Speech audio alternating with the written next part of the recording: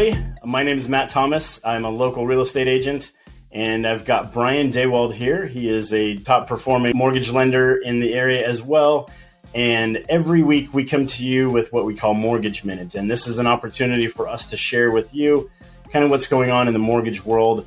There are lots of ups and downs, and things are topsy-turvy and kind of volatile. And that's just the nature of things right now.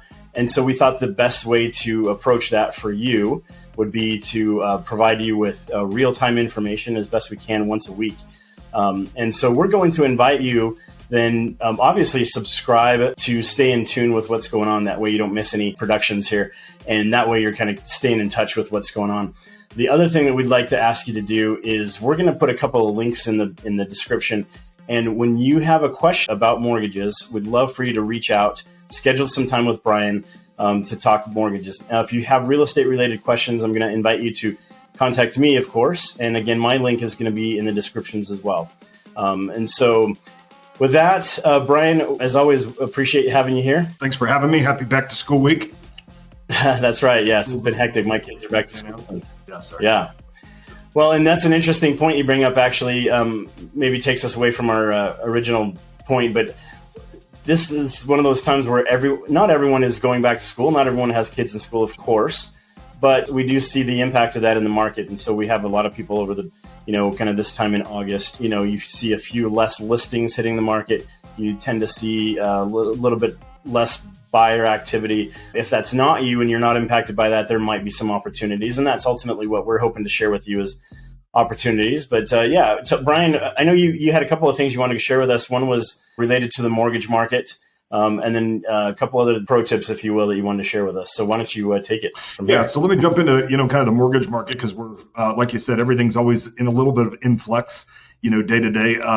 Over the last week, we were relatively flat and saw some improvements for a while. The most recent Fed activity has been good for mortgage rates and mortgage bonds and mortgage prices. The last 7 days or so has not been as good. We're not, the bottom's not falling out or anything, but we haven't seen very much in the way of price improvements. We have seen some declines, here and there. So maybe a little higher price right now than we saw, just a couple ticks or so than we saw over the last week. Stocks have been rallying a little bit, and oftentimes investors, or I should say mortgage bonds are competing with stocks for investors' money, right? So oftentimes when stocks are starting to rally a little bit, it's not super good news for mortgage rates. So we've seen a little bit of that. Like I said, nothing crazy, but we've seen a little bit of a slight uptick here over the last 7 days. Well, and with that, I mean, obviously timing is everything, and that applies to not just mortgages, but again, the point is to stay in touch and stay in tune. Sometimes your timing will, supersede anything else that you're doing when it comes to making a real estate purchase. And, so hopefully the timing when you actually engage and lock in a rate is favorable for you. But I appreciate that, Brian.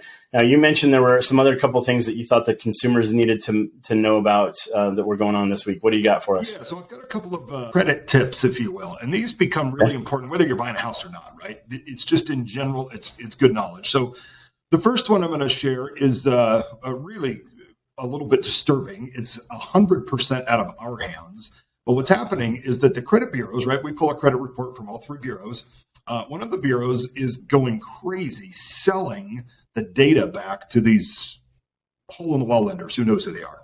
I had a report yesterday where somebody got hit 37 times, either via phone call or text, after a credit report was pulled, like the first day it was pulled. So to help sort of avoid that a little bit, make sure that you can get these posted on your website here. But I've got a link to help slow those down. It takes a couple of days to get that registered or whatever, but I'll share that with you for sure. The other one that's been more concerning, in my opinion, it's really easy for our customers and clients to tell those guys to go jump in a lake. The second story is a little less easy, if you will, to kind of get through. So we pulled a credit report for a couple that's looking to move sometime in the next, 30 days to a year, whatever it looks like. We were under the impression, based on our conversation, that credit should be really on the high end of things, 800-ish. Pull the report, and we were in the mid-600s. Turns out, and there's been more since, turns out in a 10-day period, there were 72 inquiries on this young woman's credit report. from some hacker out of Salt Lake. So they were opening credit cards.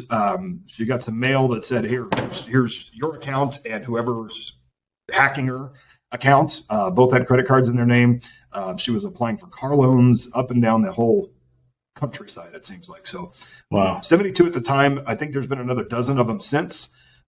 There's also, she's done everything she can in terms of reporting to the FTC and locking her scores and creating police reports and everything else. So the point of that is just to be monitoring your credit in any capacity that you can. I've certainly got some tips. I personally do some things. If you're curious, you can reach out to me and I'll share those with you. And Matt, I'll also share with you a couple of good spots where folks can, on an annual basis for free, check their credit report, an actual legit credit report, not one that's done through like a credit card company or something. So anyway, I'll share that with you. That way we can get those posted and help folks just be able to monitor their stuff. This is really, really ugly news for these folks that are trying to buy a house. So yeah, well, that really changes everything for them, I'm sure. It's huge. Those things don't tend to get cleaned up right away, unfortunately. So that is tough news. Well, those are great tips, Brian. We appreciate you kind of paying attention to that and passing that on. So again, we're going to have links in the description here that are going to help you understand where you can kind of monitor your credit better. And then the other one, Brian, you said was there's one to make sure that your phone is hopefully on a registry to do not call. Able to have people call you all the time. So we'll share those links. There we go. Yep, exactly. Yep. So the link is to like a do not call registry, so that you're not getting bombarded. Because once again, if you're going to pull your credit, you've gone to Brian, you don't want to have it pulled, 37 other times or sold to somebody else. I mean, honestly, I don't even know how that stuff is legal. They obviously are doing it, getting away with what they can, and I'm sure they're probably making money off of it. But it's very unfortunate for the consumer. Totally agree. I'm not sure it is legal, to be honest with you. So, but Experian's doing it. One of the credit bureaus. Yeah, I'm not sure exactly who it is. It doesn't sound legal. It shouldn't be. It doesn't seem like anyway. But it's being done. So anything we can do. Okay. Well, again, we live in the digital world, and with that comes obviously some challenges. And so, great tips again from you, Brian. Just to help us remember, because we live in the digital world, we've got to be careful about our credit in a number of different ways. We've got to protect our information, and when it gets sold, if that's out of our control, we need to try to rein it in and monitor it. So very good. So again, those tips that will be found in the links below. We again invite you to stay tuned by subscribing, and most especially, please do reach out by scheduling some time with Brian or myself to get the ball rolling when it comes to your real estate purchase.